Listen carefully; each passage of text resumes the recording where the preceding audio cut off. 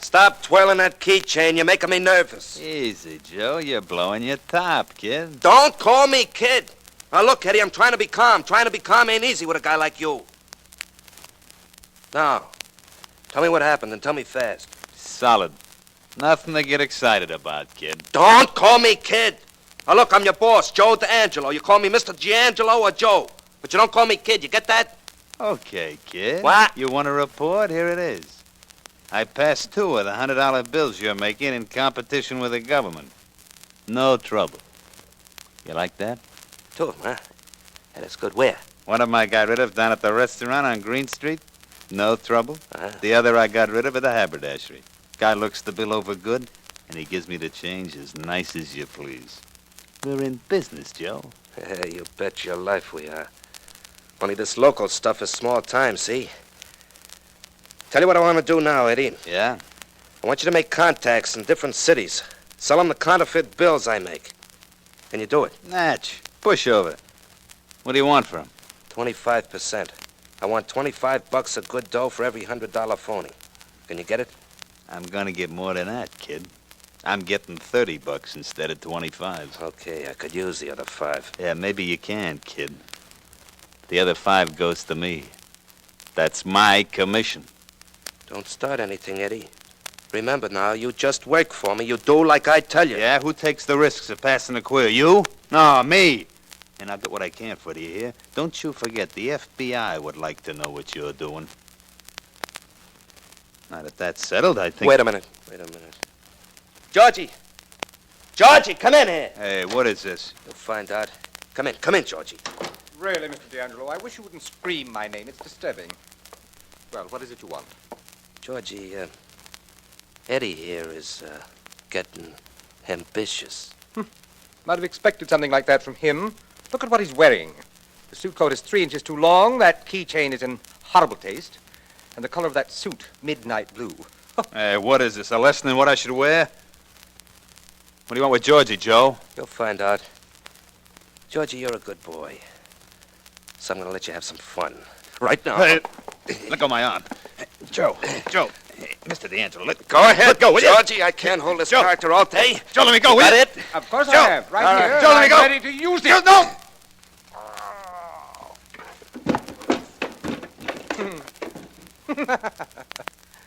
It's done, Mr. D'Angelo. You won't have any trouble at all from him from now on. Oh, dear. What's the matter, Georgie? Oh, nothing. It's all right. I thought for a moment I'd gotten a bit of lint from his shirt on my suit.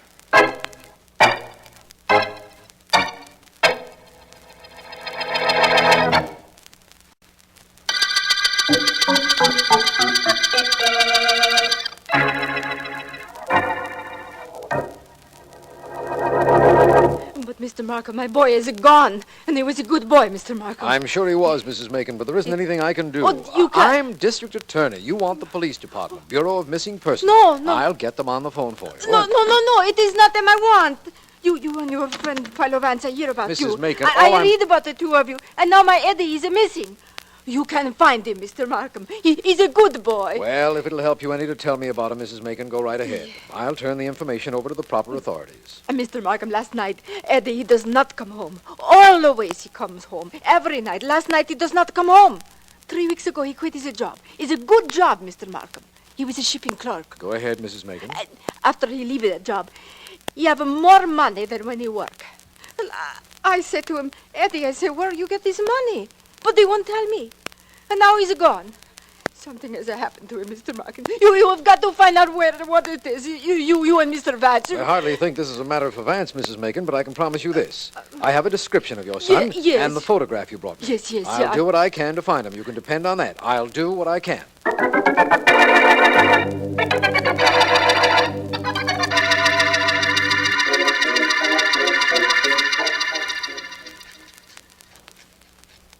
Again, you're filing your nails, always filing your nails. Put that file away, Georgie. Certainly, Mr. D'Angelo. You sound upset. There's something wrong? That kid. That Eddie Macon we knocked off.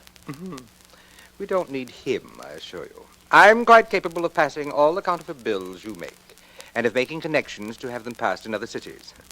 So why worry about him? Oh, yeah? Suppose they find his body. Suppose they trace it back to us, then what? My dear Mr. D'Angelo, don't be ridiculous. First of all, they'll never find his body. It's down at the bottom of the lake, very carefully weighed with a very heavy stone. Second of all, even if they did find it, there is nothing that will lead the police to us. Absolutely nothing. What are you going to do now? Gonna go to work on this press. Might as well get some of those bills moving, in case we have to blow town in a hurry. Ridiculous. We'll be here as long as we'd like. See you later. Where are you going? Out of here. I simply won't be able to stand the sound of that printing machine.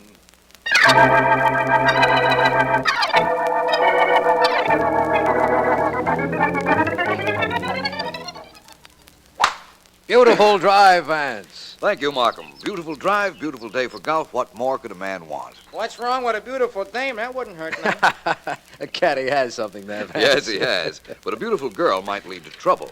And this is no day for trouble. I'll go down to your ball, Mr. Vance. I'll be there by the time Mr. Markham shoots. I hope I hit one long enough so that I have to really walk for it. I need the exercise. Well, here goes. Well, not bad, my friend. It's right up there with mine.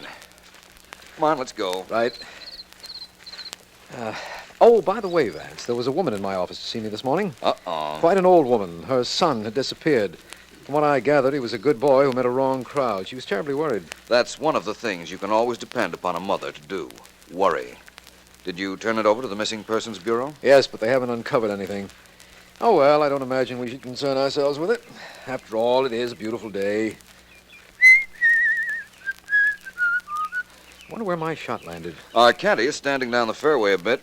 One of us is there, no doubt. Probably both of us. Both shots were headed in the same direction. We'll see. Oh, by the way, Vance, this is a course you've never played before. There's a stream running through the fairway about 300 yards from the tee.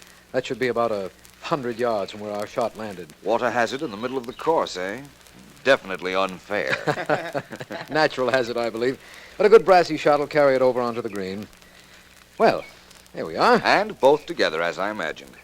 Boy, Brassy, please. Yes, sir. Here you are. Thank you. There's water about 100 yards down, sir. So Mr. Markham was telling me. Water comes from Lake Ralph. We go ice skating there in the wintertime. Boy, fun. So I'd imagine. Swimming in summer, skating in winter. Oh, not much swimming, Mr. Vance. Couple of boats and ducks in the lake all the time. Funniest ducks you ever saw. What's funny about them? Well, this morning I seen them on my way here. They got red feet. Red feet, eh? Yeah. That is strange. Well, here goes a try with this Brassy. Hope I get enough carry with it. I'm betting on you. Well, thanks for your confidence. There it goes. A beauty, Vance. Now, if I can only duplicate that shot. If I were you, I would, Markham. Principally because this is the last hole we'll have time to play. Nonsense. We're playing all day. I don't think you'll want to play after what I have to tell you. Oh, what is it, Vance? You see, in the event that the missing Eddie Macon was stabbed, I think I know where his body is.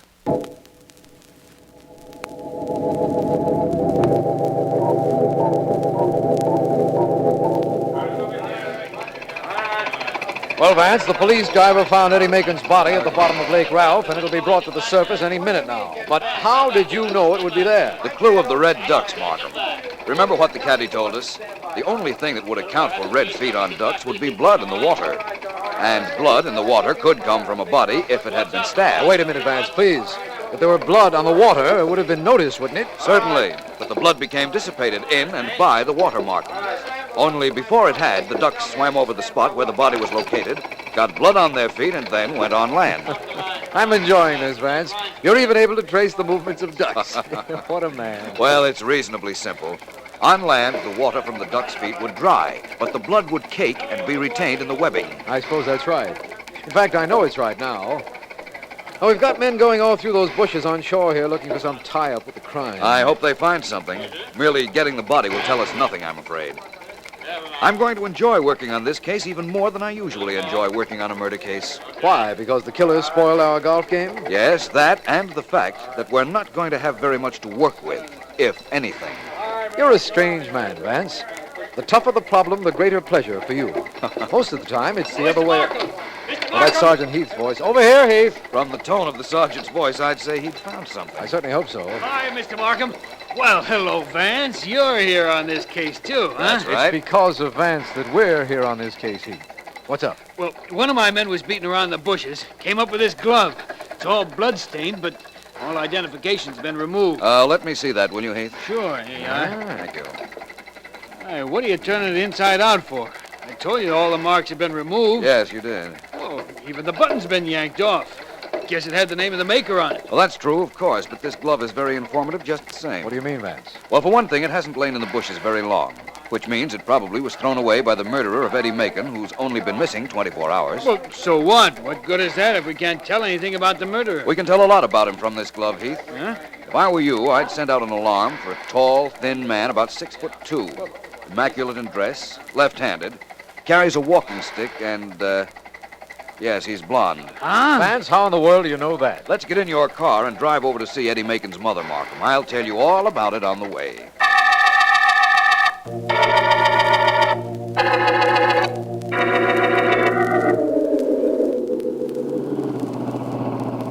Well, I'm waiting, Vance. Sorry, Markham, I was just thinking of something, but it doesn't matter now. What you want to know is how I got the picture of our murder suspect just from looking at a blood-stained glove. That's right. Well, it's reasonably simple. The glove was a large size, leading me to assume that the murderer was a tall man. However, the fingers on the glove were very narrow, hence the killer was thin.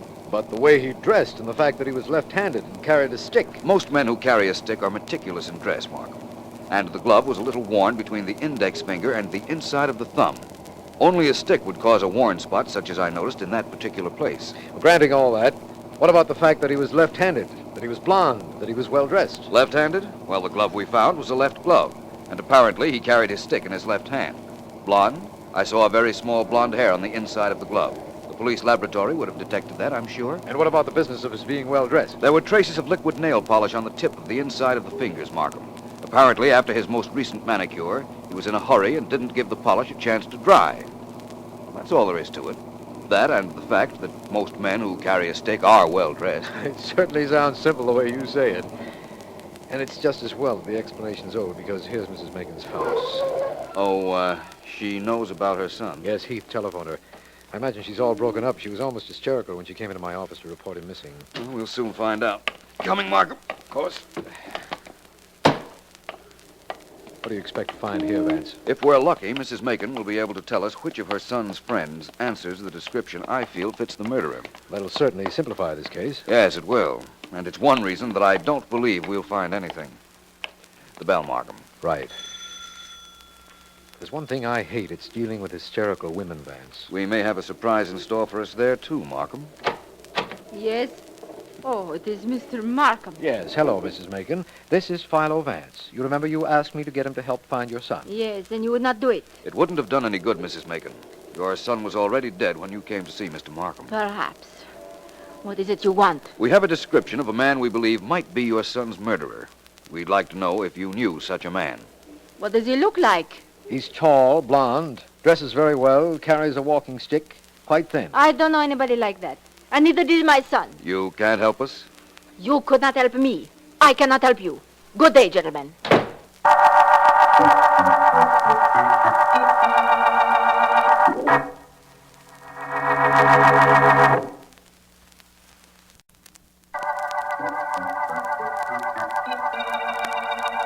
This is District Attorney Markham.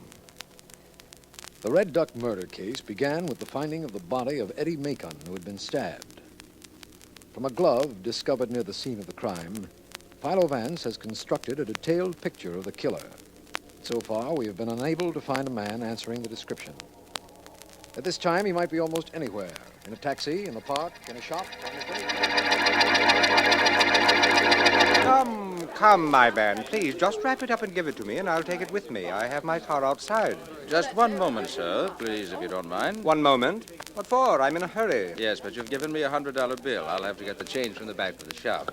I won't be but a moment, sir. Very well, but hurry. I don't have all day.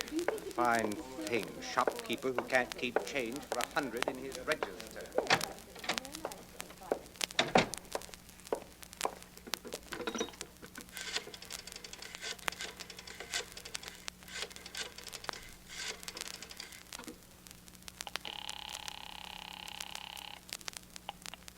Police headquarters. Hello, this is Bailey at Bailey's men's shop on Main Street. A man is in the shop, tall, blond, and he's carrying a stick. He just gave me a $100 bill. It's one of those counterfeits we were told to watch out for. Good. Stall him there a few minutes. We'll be right over. Right.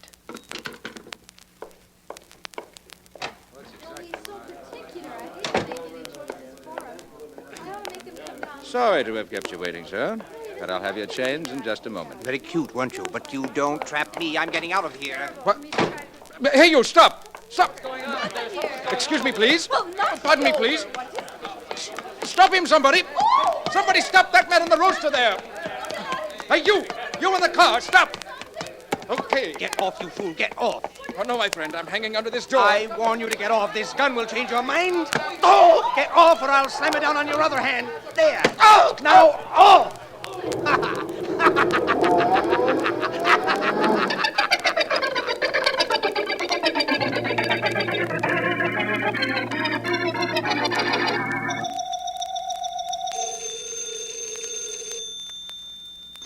Markham speaking. This is Vance, Markham. Vance, I've been calling you all over town.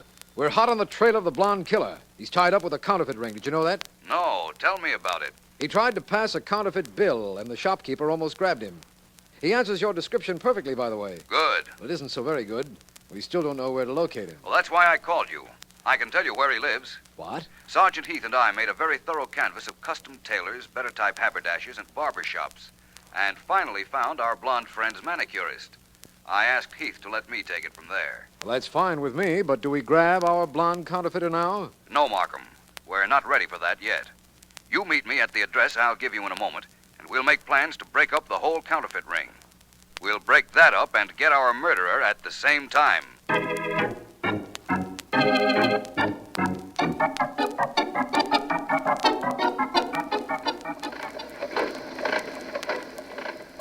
Please, Mr. D'Angelo, please turn off that printing press. Take it easy, Georgie. You file your nails, it gets on my nerves. My press gets on yours. Same difference. Please turn it off, won't you? Okay. Only every time it makes a noise, we make another load of dough, Georgie. Don't forget that. I know. And money is terribly important. It buys clothes, handmade shirts, this Hamburg hat. Yes, I must have money, Joe. Oh, you're gonna roll in it in another week, Georgie. I know, Mr. D'Angelo. You and I are very clever, aren't we? We're the best, Georgie. The best. I make 'em, you pass 'em. When there's trouble, we handle it. You should have seen the face of the fellow I pushed off my car. Any chance of his tracing the car, Georgie? None at all. I had a rag over the license plates. Horribly dirty rag. Yeah, did an awful clean job for us. Don't forget that. No, that's true. Mr. D'Angelo, nobody is any closer to us than they were before we killed Eddie Macon. We're completely in the clear, and we'll stay that way until we leave town. Right? Right. One more week and we'll have enough counterfeit money made to start our own Treasury Department. Then, a month to drop it off in different cities. And then you know where I'm going, Georgie? No. Where? I'm gonna spend the rest of my life on Easy Street.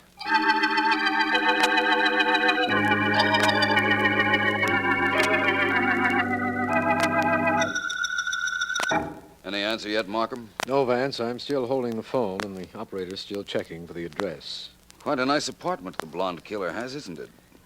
Excellent taste.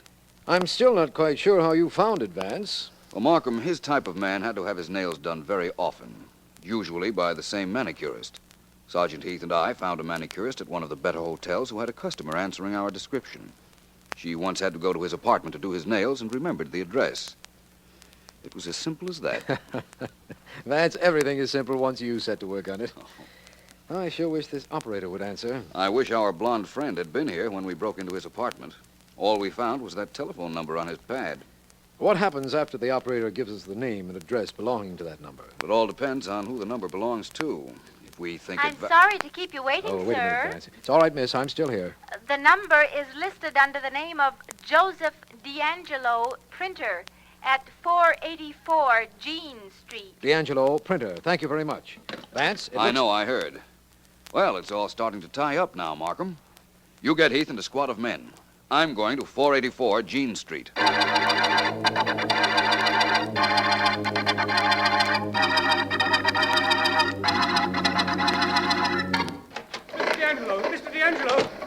the matter, Georgie? What's going on? We've got to get out of here. Oh, wait till I turn off this machine. Oh, what is this? I just called the shop where I have my nails done. I have to make an appointment. You see, Never mind all that. What happened? The girl told me a man was asking questions about me. Said he was a friend of mine. She told him where I lived, and... Joe, I have this phone number written on a pad. Oh, you jerk. Well, come on. Let's break all this stuff and throw it in the melting pot. Yes. Anybody comes here 2 minutes from now won't find a thing. All that lovely money, too. Every hunk of paper in the joint. Now, come on, hurry. Right. Guy who asked those questions might be here any minute now. Yes. Take the lid off that stove down there. All right. This money lying around isn't dry yet. I'll get ink all over my hands. So what? Take off your coat. We got work to do. I'll get ink on this beautiful shirt. I just had it made. Take that coat off and step on it. Now, here. Dump these bills into the fire. All right. I'm going to take the press apart and melt down those plates. Oh, my beautiful shirt. It'll be ruined. I'll get the money out of the way. One more trip would I make it. I'll bang this press into so many pieces nobody'll know what it was. Couldn't we save the plates? Those beautifully engraved plates on the table. They go next. Right into the fire, pretty boy. How you doing? I've destroyed all the money. Good. I gotta go to work on these. I wouldn't work on anything if I were you. Georgie, this must be the guy who asked questions. The knife, Georgie, the knife. Only how'd he get in? The door was open and I walked in. The knife, Georgie. Use the knife. The knife, Mr. Oh, no, D'Angelo? you don't. Get him, Georgie. I'll hold his No, arm. you don't either. Oh. Just trying to do that more often. You'll never do anything again, ever. This knife Drop will... it. Drop that No, knife. my arm. My Drop arm. it. Let go. Go. I'll drop it. But I'll get out of here. You'll never catch me. Never saw a man so wrong in my life. Your friend's out cold, and I'm holding you here until the police come. Stop it. Stop it and let me alone. You stay right here against this table. No. Oh, no, you don't. No. Don't try to get away. Got a gun, eh? Stop it. You're breaking my back. Yes. Breaking my back. I tell Breaking you. my heart. I'll... Oh. Oh, thank you, Mr. D'Angelo. He didn't hit you as hard as you thought. I got a tough chin. Now, listen, Georgie. That guy I just slugged's Philo Vance. That means the cops will be here soon. Now, come on, help me break up this engraving plate on the table, and when the cops get here, nobody will know what we've been up to. There won't be a trace of anything. But what about Vance? He's yours and your knives. Good. In that case, let's hurry and break up these plates. I can take care of this alone. You go on over and lock the outside door so we don't have no more company. Sure, I'll do that, Mr. D'Angelo. All locked, Mr. D'Angelo. What do we do now? Just about taking care of these plates. That does it. Now we get to work on Vance. Open up in there. Open up. Well, cops. They're breaking in the door, Mr. D'Angelo. What shall we do? Get out of here the back way and fast. No, not yet. I've got to take care of Mr. Vance. I've got to be... Come on, men. All right, hold the both of you. Hold it right where you are. Take your hands You off had me. to take care of Mr. Vance. We Grab could have both been of out these of men, here. Sergeant. All right. They're both yours. All right, Mr. Markham. Hey, look at Vance on the floor. Vance, are you all right? Okay, Vance. come on, you're going with us. What for? What do you got on us? We saw this guy break in and we slugged him. We thought he was a stick-up guy. Mr. Markham? Don't try anything funny, D'Angelo. We know you've been counterfeiting, and we can prove it. Yeah, how? See any phony dough around? Any plates? Markham, Mr. D'Angelo is right. Vance, can you get up all right? I'll be all right in a minute. What I was saying is that Mr. D'Angelo is right. There's practically no evidence of counterfeiting in this place now. Hey, you say, what did I tell you? Yes. Do you see what Mr. D'Angelo told you? I said there was practically no evidence. Turn around, my blonde friend. Turn around and show the district attorney indisputable evidence that not only was there counterfeiting going on here, but that you and Mr. D'Angelo were doing it.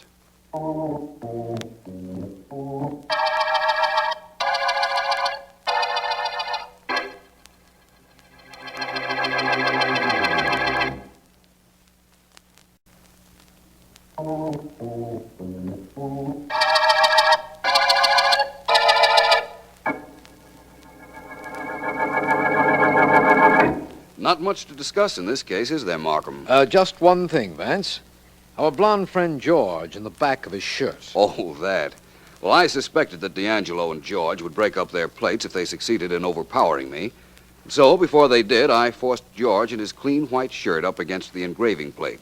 So, when he turned around, you saw several counterfeit impressions of $100 bills on it. Yes, we did. And I don't mind telling you we needed that evidence to make sure that that was the end of the two counterfeiters. George confessed rather easily, I understand. Yes, his type always does, Vance. He admitted he killed Eddie Macon. Well, then, that little device of mine not only meant the end of the two counterfeiters, but also the end of the Red Duck murder case.